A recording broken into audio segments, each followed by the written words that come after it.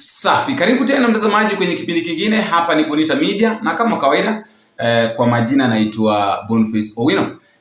Kukumbusha tu iwapo tutakutana kwa mara ya kwanza, naomba uchukue sekunde yako moja ama zako mbili. Uenda hapo chini kwenye sehemu maoni, unaweza kuniambia maoni yako ni gani, unatazama video hizi ukiwa wapi, na vile vile kisha mambo itakuwa sawa. Na ningependa mtazamaji, iwapo pia tunakutana kwa mara ya kwanza, chukua nawe mbona tukabonyeze alama ya subscription ili wakati wote kuna ujumbe ambao nimeweka inakuwa virahisi kwako kupata. Sasa mtazamaji, kuingia kwenye mjadala ya siku ya leo ama ya jioni ya leo, ningependa kuuliza hivi. Wewe kibinafsi, wewe mwenyewe mtazamaji, kati ya John Mbadi pamoja na Ndindi Nyoro, wahisia kwamba ni nani anaelewa mambo ya budget kuliko mwingine? Kwa sababu nimejaribu kusikiza, nilikuwa nafuatilia explanation yake Ndindi Nyoro juzi. Jinsi ambavyo alikuwa ana explain budget, Kenyan budget and all that. Jinsi ambavyo budget deficit, jinsi ambavyo kuna pesa inatumika vibaya ni kama hiyo. Alafu nikakuja nikasikia John Mbadi. Nikafanya uamuzi wangu. So sijui wako ni gani mtazamaji. Ningependa uniambie kwenye sehemu ya maoni. Sasa mtazamaji, kwenye video hii ningependa kuzungumza kuhusu mambo mawili. Jambo la kwanza, John Mbadi jana alienda kwenye bunge. Na alikuwa anajaribu kueleza mambo kadha wa kadha, akapinga viongozi kwenda kwa wananchi kueleza jinsi ambavyo mambo yanafanyika bungeni ama kwenye serikali, akisema kwamba sio halali. Na mtazamaji, sasa hivi jaribu kuuliza John Mbadi ya kwamba ni nani alikuwa anasema haya maneno kabla hajaingia kwenye serikali. Haya maneno alikuwa anasema na John Mbadi. Sikiza mtazamaji. Saying that this government is becoming a Shylock. This government is becoming Fuliza. It is Tala, and I'm sure in a different name. That these are the same. In fact, it has borrowed largely. This fund, Madam Speaker, has borrowed all the bad manners of these institutions we are talking about. If you borrow Fuliza, there is automatically an amount deducted, Madam Speaker. If you borrow M-Shwari, it is the same. If you borrow from the government of Kenya, under Kenya Kwanza, automatically a percentage is deducted. This is a Fuliza government. Whether you like it or not, this is a Fuliza government in a different name. And Kenyans did not expect this, Madam Honorable Speaker. Members. Alafu uje sasa hivi usikize huyu John Mbadi ambaye anazungumza sasa hivi. Utakuja kupata kwamba ni watu wawili tofauti. I am just appealing that we are all privileged. We need to be sometimes a little bit cautious. I listened to one of us argue that this country is likely to be taken to pari, that we are likely to default in debt payment. That is irresponsible statement. It is irresponsible, it can cause panic, and it should not come from someone who has chaired Budget and Appropriations Committee. Let me tell you, yes, there were times when we had challenges, but where we are, we don't have a problem with debt sustainability. The numbers are there. The figures are there. Even the IMF has the figures. World Bank has figures. We have been rated out there. The problem we have is about liquidity. Loans were taken at a particular point of time. Most of them are maturing between now and 2032. That is why we have the pressure. After 2032, you go and look at our books and they're public. From 2034 to 2048, we don't have any loan to pay. There is no external loan to pay around that time. Whether bilateral, whether commercial, multilateral, we don't have much loans. But between now and 2032, we must work together. This House has a responsibility. Treasury has a responsibility. Executive has a responsibility. We must work together to steady our economy. And that is why some of us were taken to the executive as experts to make sure that we steer the ship. So don't discourage.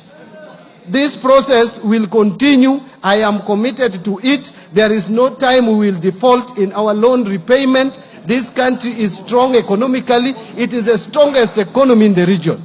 So let nobody scare people that Kenya is going to default. We may be struggling. But let me ask you, have we failed to pay salaries? No. Have we failed to pay capitation to schools? We paid in full. Are we not meeting our expenditures for security and other matters? Yes. Are we going to release the entire CDF for development of our infrastructure in schools and security and pay bursary? Yes. Are we going to pay money to our counties? Yes. And by the way, let me ask. I have been in this house with you, and I used to sit there. That is my corner. I hope you reserve it for me. I will come back there maybe one time. This is not the first time we have had a delay. In fact, if you look at last financial year, it was worse. The last financial year was worse. And I'm committing to you, you will not have problems. I know there is bursary issues. We have released the 7 billion. I want to try release another 7 billion before schools open end of this month, so that you sort out the bursary and make sure that the balance we don't carry over to 2025, 2026. That is what I'm working on.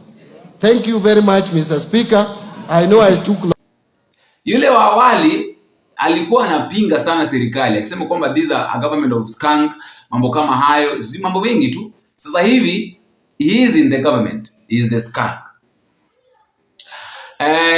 Mbunge wa Luka anamuuliza John Mbadi ya kwamba wewe ni expert, umeingia kwenye serikali, unahitaji ama unatarajia sisi wenyewe tuulize nani maswali kama haya? Wewe mwenyewe unapaswa, ukija hapa kwetu, unapaswa kuwa na explanation. Yani unapaswa kuja una maelezo, utueleze ya kwamba ni moja, mambo ambayo yanafanyika ni 1, 2, 3. Hii mambo ya kutueleza mambo ambayo unatueleza achana nayo. Sikiza Waluke. It does not make sense, Honorable Mbadi, my good friend, to say you gave the speaker a plan on how you are going to disburse these monies. Then later on, you are bringing in the issues of disbursements, of capitation. The Mbadi I know, you should have foreseen that. You are an expert.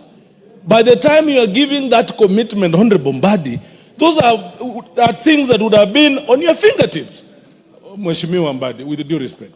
And before even I continue, what we are expecting from you today is 21 billion. The bare minimum and take home, as we speak, is 21 billion. All these other things you are saying, capitation, county money, it is your responsibility as government to send these monies. The year is coming to an end. Mheshimiwa Mbadi, please do that is needful to our people, and don't bring a lot of issues, Honorable Speaker. Lastly, our bare minimum, don't talk of 2032, 2048, because loans will still be taken by those governments that are coming, we don't know. Because these are things now we are tired of. We are speaking about now, and we have a lot of trust in you, Mheshimiwa Mbadi. I particularly know you and particularly know that you can deliver better. Honorable Speaker.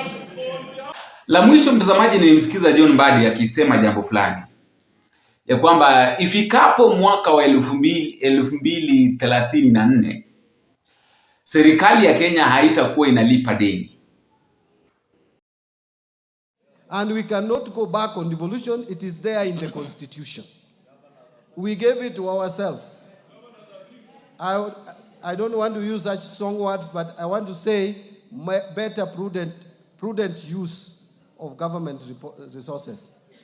Instead of getting a lot of cash touched in people's houses, how I wish that we could see better roads, more water provision, health facilities in most of our villages, because that is what Kenyans call. So hilo jambo limenishika sana, nikajiuliza maswali mengi ya kwamba okay, ifikapo mwaka wa 2034 serikali itakuwa inalipa deni. So inamaanisha ya kwamba sasa hivi, kuanzia sasa hivi mpaka mwaka 2033 Kenya itakuwa inalipa deni. Na wakati ambapo John Mbadi anasema kwamba coming 2034 Kenya itakuwa inalipa deni, inamaanisha kwamba Kenya italipa deni na hao wenyewe watakuwa kwenye serikali. So yule mtu ambaye atakuja, kwa sababu wanapanga kufanya kazi mpaka mwaka 2032, So ifikapo mwaka 2032 na 3 au wenyewe watakuwa wamekula wameshiba.